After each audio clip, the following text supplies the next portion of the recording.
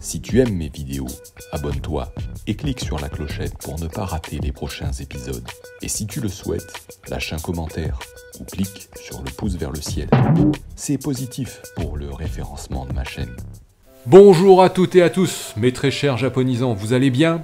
Alors, aujourd'hui, vous avez vu, j'ai une casquette Sakura Style. Et oui, c'est un petit omiyage, donc un petit cadeau qui m'a été ramené par ma chère et tendre épouse du Japon. Ah, je l'ai trouvé bien chouette, c'est une bonne idée. Alors, nous allons pas discuter de ma casquette aujourd'hui, parce que c'est pas le but, et je pense que vous en avez mais strictement rien à faire. Aujourd'hui, nous allons parler particulièrement des kanji, des sinogrammes, pour être plus intellectuel, ou des caractères chinois pour se faire comprendre par le maximum de gens. Donc si vous voulez en savoir plus, vous restez avec moi, et c'est juste après le générique.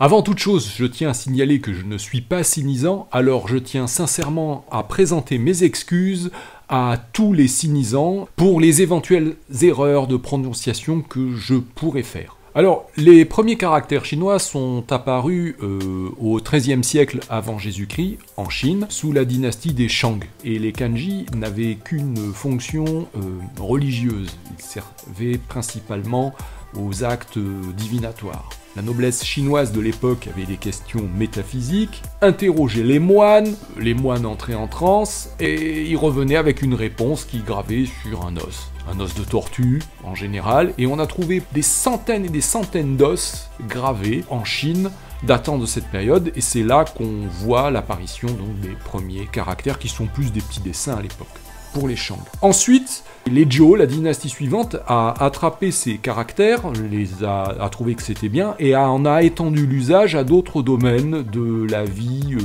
des affaires, de l'État. Donc l'armée, l'économie, entre autres la diplomatie, etc. Et oui, l'écriture c'est quand même bien utile. Et ensuite, les caractères ont été stylisés, standardisés par les dynasties suivantes, et notamment les Han.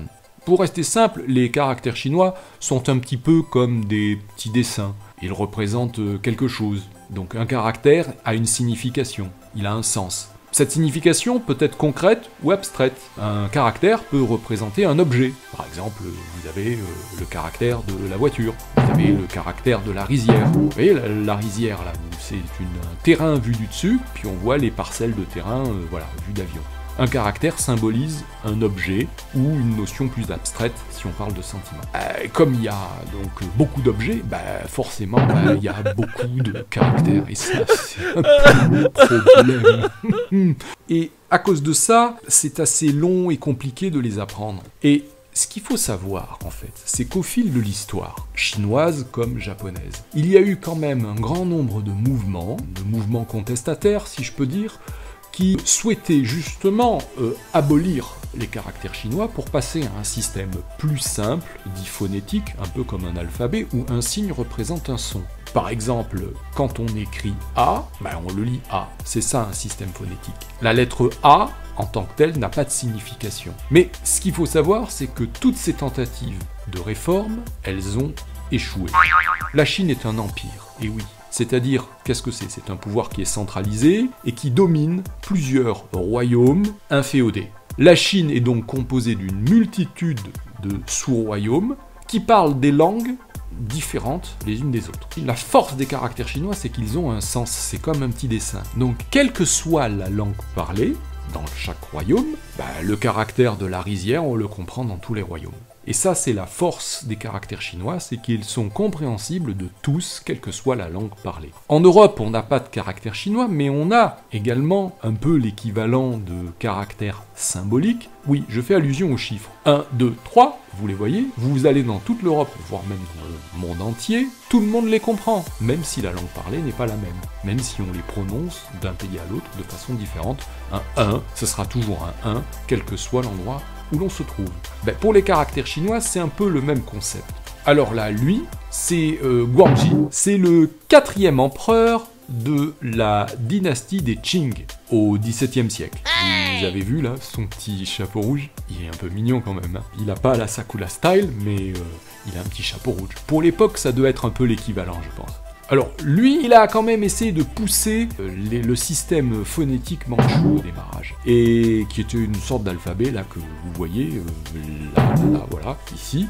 Mais il s'est vite rendu compte que, en faisant cela, plus personne se comprenait dans son empire, il en perdait progressivement le contrôle. Donc, quand il a compris ça, le Guangxi en question, il s'est dit « oulala, machine arrière, on revient impérativement au caractère chinois, donc au sinogramme, et on les adopte définitivement. » Et pour marquer le coup, il a réuni les intellectuels autour de lui, et il a dit, eh bien on va faire un dictionnaire, le premier dictionnaire des caractères chinois, on va faire un dictionnaire, un grand dictionnaire des caractères chinois, pour tous les répertorier, et en faire un standard.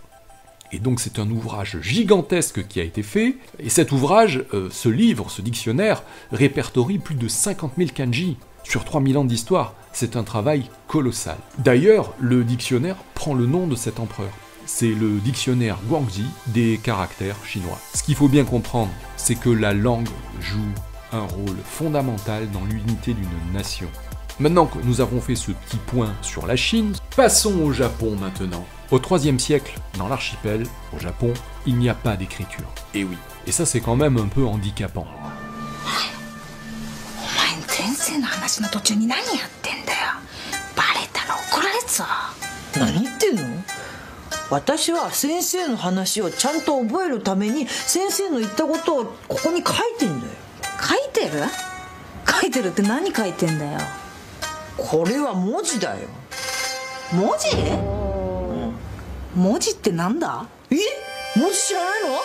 日本人手遅れてる。Donc, progressivement, au fil de l'eau, les Japonais vont capter l'écriture chinoise et l'utiliser comme ils peuvent.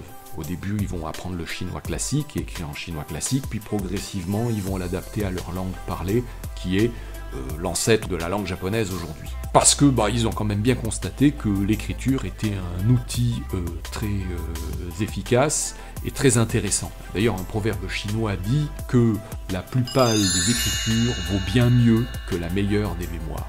Donc, je saute sur 2000 ans d'histoire, parce que là on est à peu près au IIIe siècle, donc pour en arriver à aujourd'hui. Je vais pas faire les 2000 ans d'histoire, ça c'est dans une capsule de formation. Pub!